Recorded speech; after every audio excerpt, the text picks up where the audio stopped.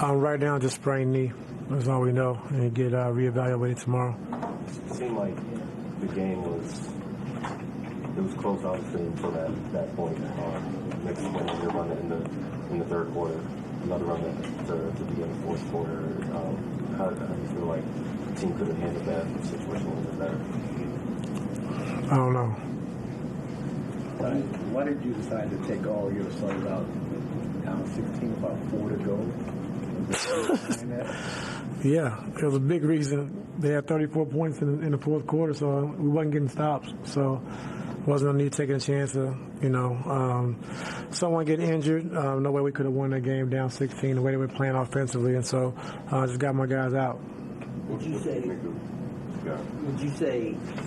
problems tonight were related to incorporating a new player like James, or they were separate from whatever awkwardness there might have been there?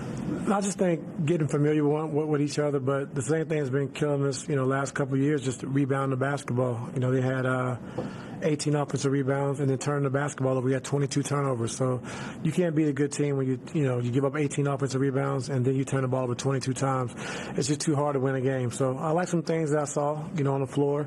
We got to make some adjustments as far as rotation-wise, but overall, just defensively in that second half, we wasn't really good. What did you think of James?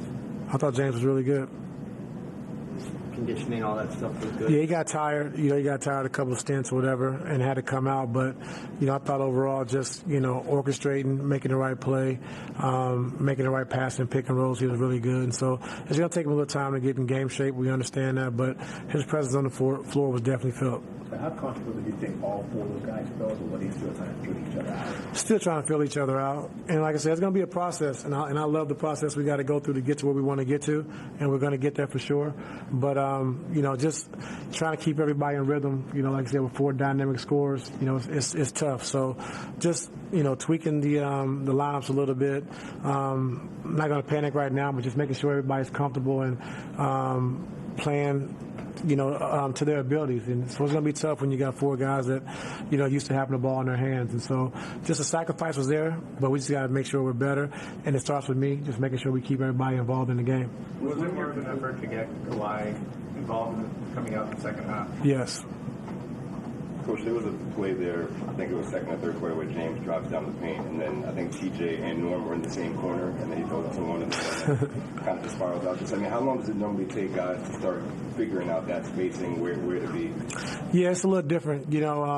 All training camp in the first, 5 games, we've been telling our guys to make sure they cut when Kawhi and PG are coming off the pick and roll to give them space. But when James handles the basketball, try to, be more space and just stay in our spots because he can make the pass and make the read. So it's going to be a little different for us, but it's going to take some time. Like I said, just, that first half, just defensively, I thought we were really good. And so that's something to kind of grow on.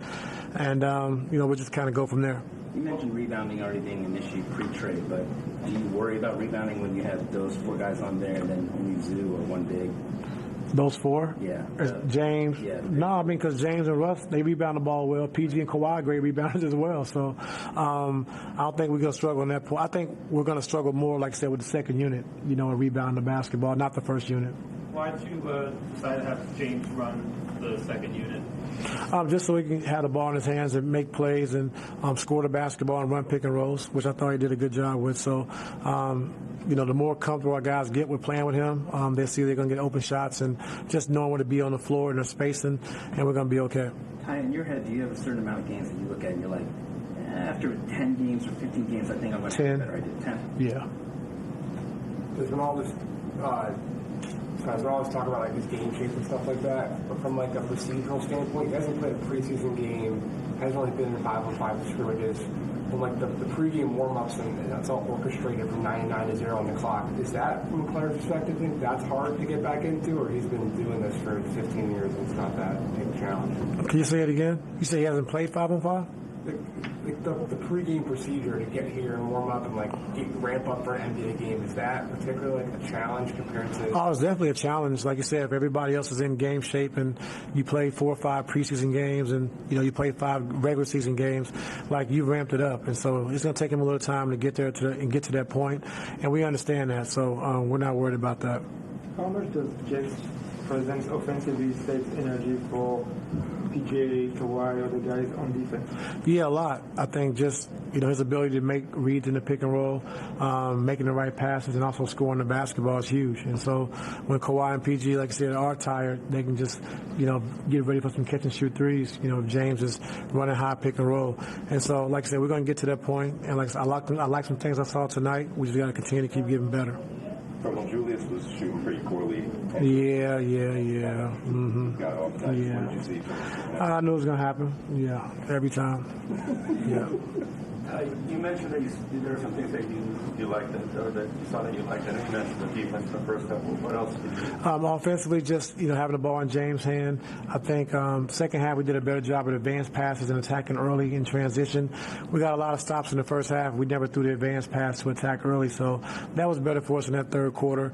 And then just guys getting familiar. I called a few plays we couldn't get in our spots. They wasn't. It's easy to run it in practice, but then when the game's going on and you're trying to run on the fly, it was kind of tough for us tonight. So it's going to take a little time for us to really get our offense down the way we want to get it down. 10 games because that's how long it should take them to sort of get used to playing with each other, or because that should sort of get used to the plays and everything? For me to get used to them and kind of, understand what I need to do. I know it's only one game, so of course you don't overreact. I'm not going to overreact. But you've been talking about how everybody's got to make sacrifices. It's going to be one guy's night, one night, somebody else is the next. But then you come out in the second half and make sure that Kawhi gets the ball. Is he the guy out of those four that has to have the ball every night? I mean, he's the best player. So, yeah. So the other three would be more pick and choose as far as who has to sacrifice? No, I mean, everybody has to sacrifice, but I thought just, the matchup with Kawhi, we can attack that a little more, instead of spreading it out the way we did. I thought just getting him into a rhythm would help us out offensively, and it did, and so, we just got to make sure we just keep everybody engaged, as well as PG offensively as well. And so, Russ and James have led the league in assists, I think, the last 4 or 5 years, so they're capable of making the plays and setting those guys up and making sure we're in the right spots. And so I don't think it'd be a problem at all. How much of an advantage is it now that you have to change things, that you're staying in New York for a couple of days, you're playing practice center in 2 nights? Is that like a good situation for you guys where you have to get everything in line? I'm sorry, can you say it one more time? With James coming in the team, and obviously it's a lot of changes, but the fact that you're able to stay in New York, play practice center in 2 nights, is that an advantage at this point? Yeah, I mean, just as much practice time we can get and just, continue to keep getting better is huge for us. I think, like I said, James continue to pick up the plays and understanding where we need him on the floor is going to be good for us. So, yeah, I think so. Thank you. Thanks, Luke. You guys have a good day.